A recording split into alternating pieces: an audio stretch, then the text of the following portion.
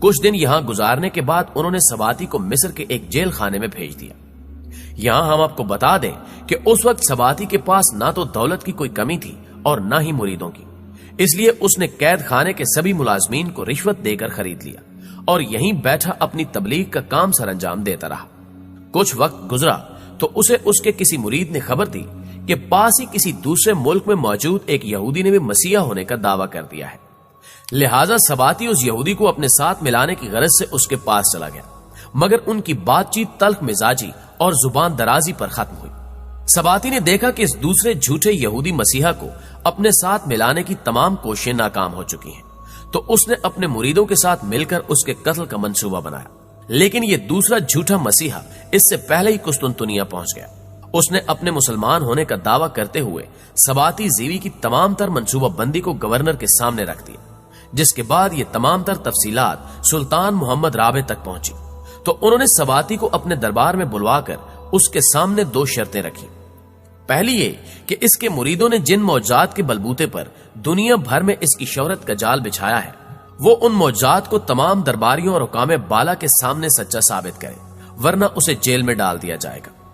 چونکہ اس کے سبھی معجزات جھوٹے تھے، اس لیے وہ انہیں ثابت نہ کر سکا۔ دوسری شرط یہ رکھی گئی کہ سباتی اپنے مریدوں سمیت اسلام قبول کر لے، لہٰذا اس نے سلطان کے خوف سے اسلام قبول کر لیا، جس کے بعد اسلامی اور یہودی حلقوں میں اس کا خوب مذاق اڑایا گیا، یہاں تک کہ اس کے کئی مرید بھی اسے چھوڑ کر چلے گئے،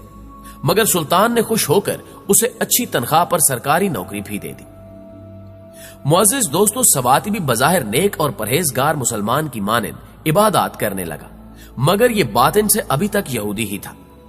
اس نے سلطان سے دور دراز علاقوں میں جا کر اسلام کی تبلیغ کرنے کی اجازت طلب فرمائی۔ سلطان نے خوش ہو کر اسے اجازت دے دی، مگر یہ شیطان صرف یہودی اسلام کی تبلیغ کی آڑ میں اپنے مریدوں کی تعداد میں اضافہ کر رہا تھا۔ جب تک سلطان کو اس کی چالاکی کی خبر ہوئی، تب تک اس کے ماننے والوں کی تعداد کافی بڑھ چکی تھی، لیکن سلطان نے اسے دور دراز کے ایک قصبے میں نظر بند کر دیا، جہاں اس نے اپنی باقی زندگی گزاری اور مر گیا، مگر اس کا قائم کردہ مذہب آج تک مسلمانوں کی جڑیں کاٹنے میں مصروف ہے، یہاں تک کہ سلطنت عثمانیہ میں جس نوجوان ترک تنظیم نے ریاست کے خلاف بغاوت کی تھی، اس کے پیچھے بھی سباتی زیوی کی بنائی ہوئی تنظیم کے افراد کا ہی ہاتھ تھا، جنہوں نے سلطان عبد الحمید کو ان کی بادشاہت چھوڑنے پر مجبور کر دیا تھا۔ یہی وجہ ہے کہ سباتی زیوی نامی اس جادوگر کو سلطنت عثمانیہ کے خاتمے کا سبب بھی مانا جاتا ہے۔